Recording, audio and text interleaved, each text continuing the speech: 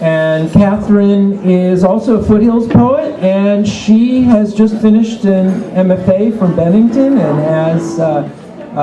has another manuscript that's really exciting. And Catherine.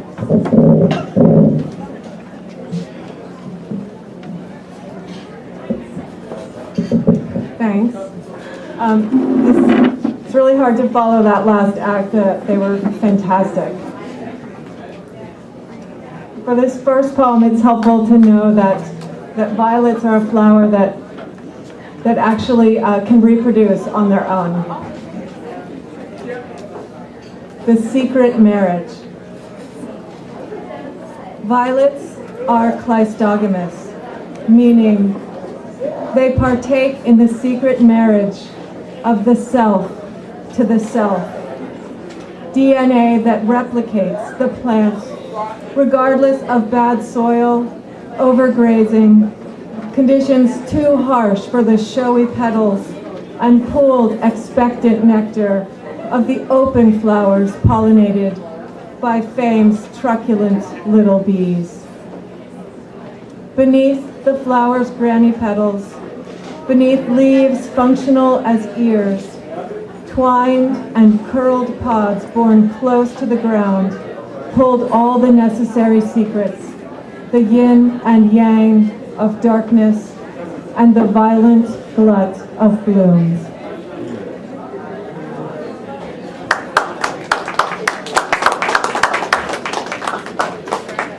This poem is called The Right Eyes. It takes some of its text from Cézanne's absolutely beautiful letter, from Rilke's absolutely beautiful letters on Cézanne. And I just heard yesterday, it's going to be in the Colorado Review. It's dedicated to my son, Connor. The Right Eyes.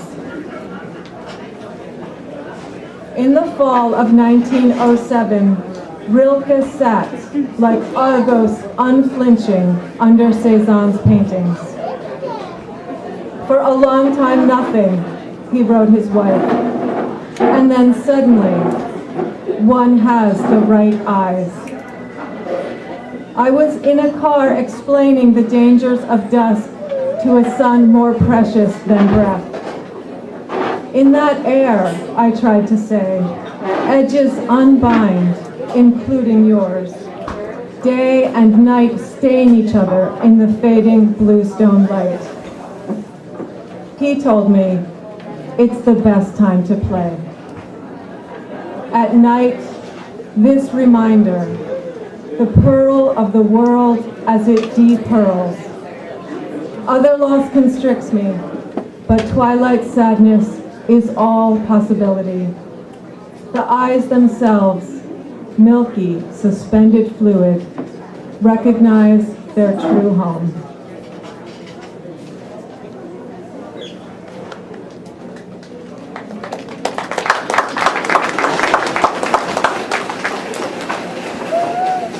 In this poem, I started off by thinking of the story in Genesis where Joseph is thrown in the well by his brothers, and I was thinking of him during his time in the well.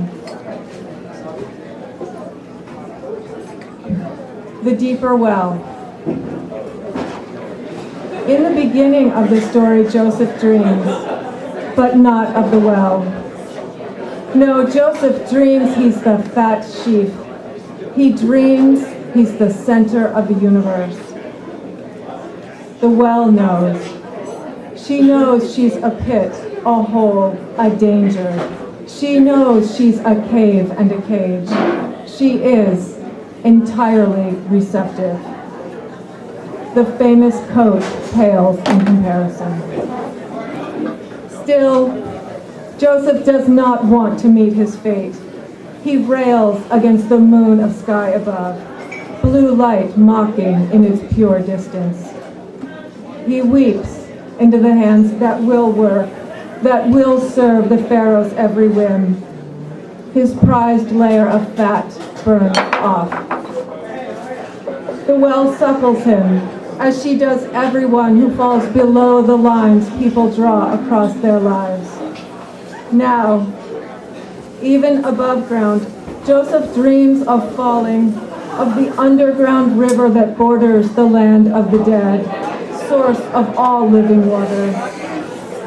And the well dreams. She dreams of desert rains bursting dry seeds into blossom, dreams improbable beauty, gardens, and the four rivers of paradise.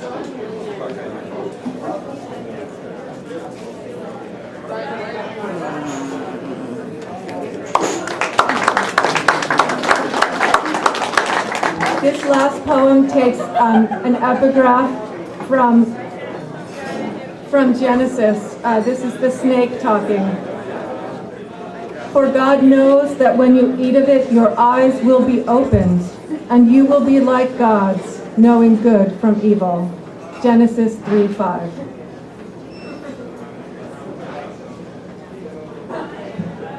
You will be like gods. In the dream, a snake bites my heel.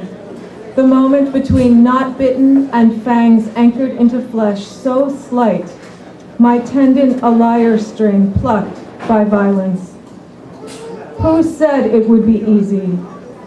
The thrill poison of knowledge seeps up the leg or down the throat, the dusky chill of apple skin against Eve's lips, the tongue's positioning flicker against the forbidden orb, teeth their own violence. Most times, about most things, we'd rather just not know. But we know. Render the grief of what is lost. The apple sings inside your veins. You are more than everything that has been taken from you.